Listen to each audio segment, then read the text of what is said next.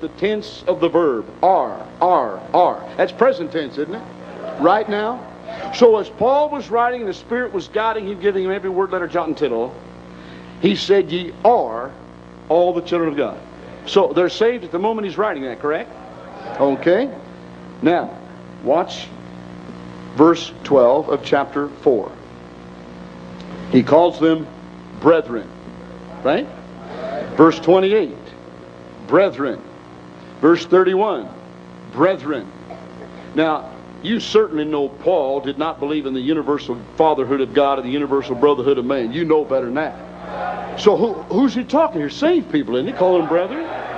Ye are all the children of God. You're brethren. All right, chapter 5, verse 1. Stand fast, therefore, in the liberty wherewith Christ hath made us free. Was Paul saved? Then he said us. So whatever they are, he is. Whatever he is, they are, right? All right, now look at 5:4 again.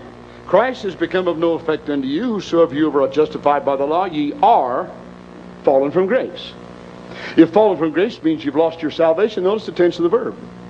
Are. You mean they are all God's children? They are fallen from grace, meaning they lost their salvation? You can't be saved and lost at the same time. So what's he saying? You have accepted a doctrine because you've been bewitched. You have fallen from the truth of salvation by grace. But are they still saved? Ye are the children of God. What I am, you are.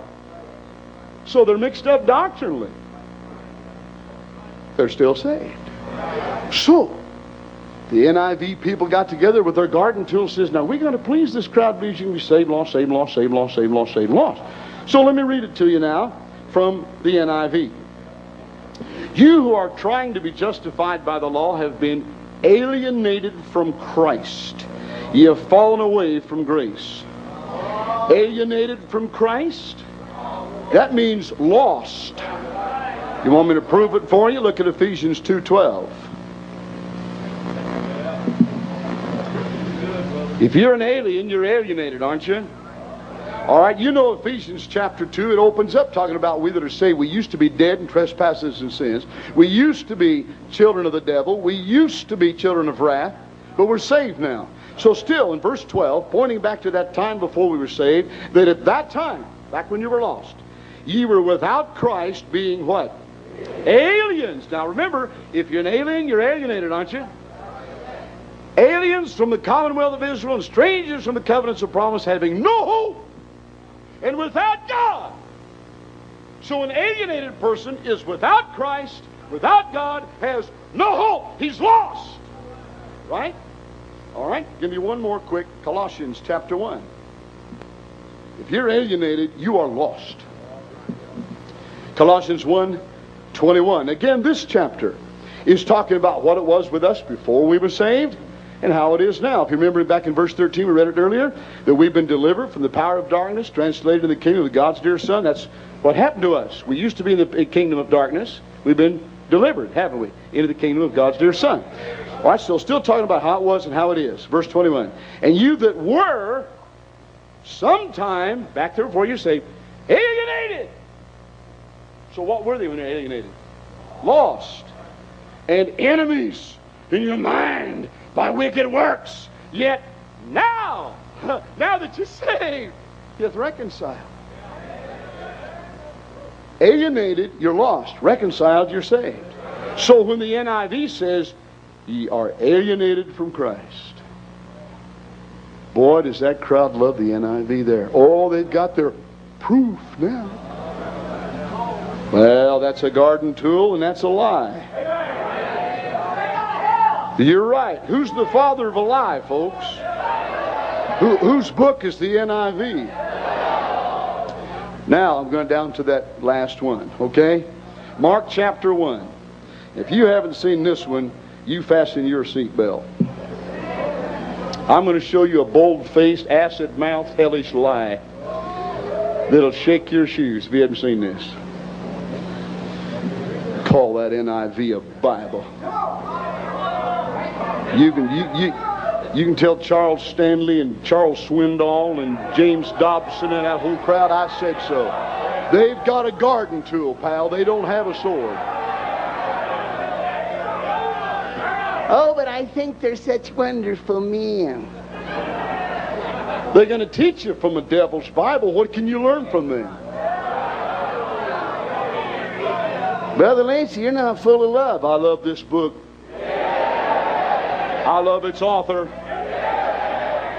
Mark chapter 1, starting in verse 1, the beginning of the gospel of Jesus Christ, the Son of God, as it is written in the prophets. Notice that word?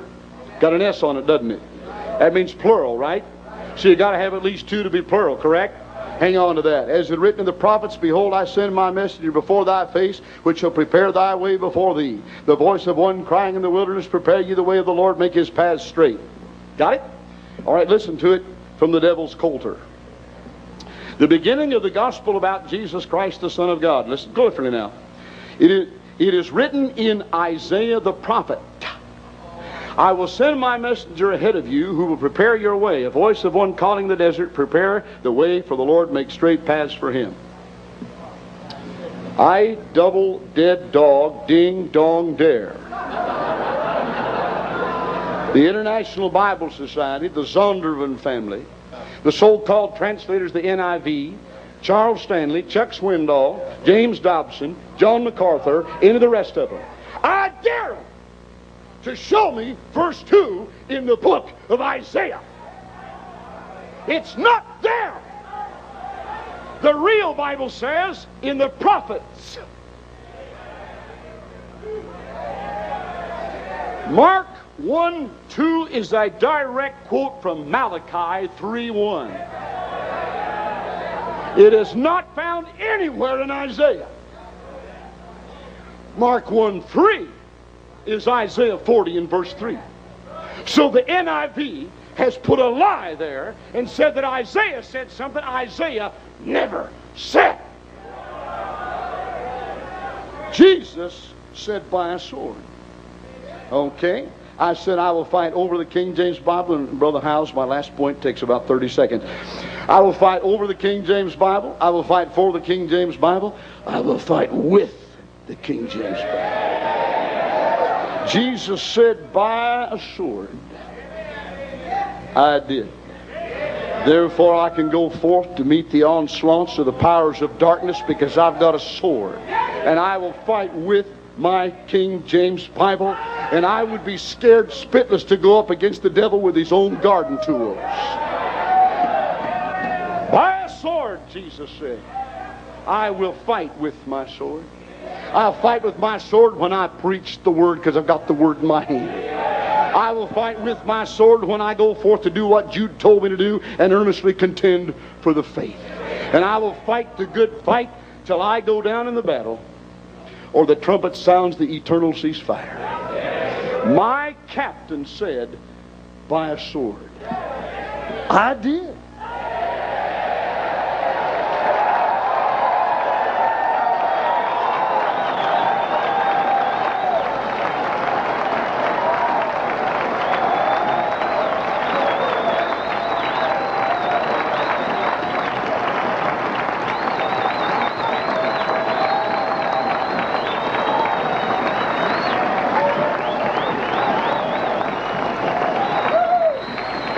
I told you.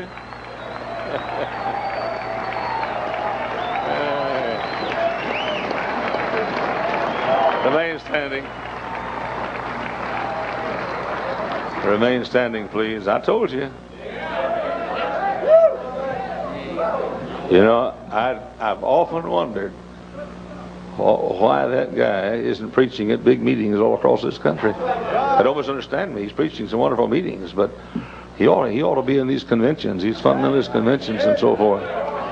But he won't be at many of them after that.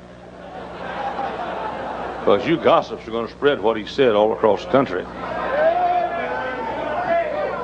While you're standing, I want to read you 2 verses. And in the days of these kings shall the God of heaven set up a kingdom which shall never be destroyed.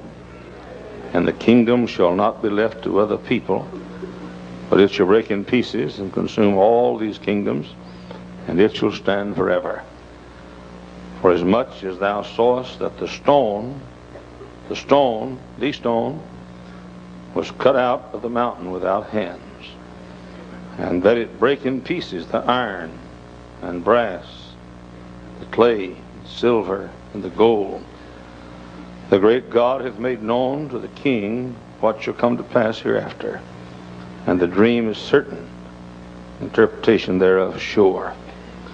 I call your attention to that little line that says, as much as thou sawest that the stone was cut out of the mountain without hands. Very quietly be seated, please.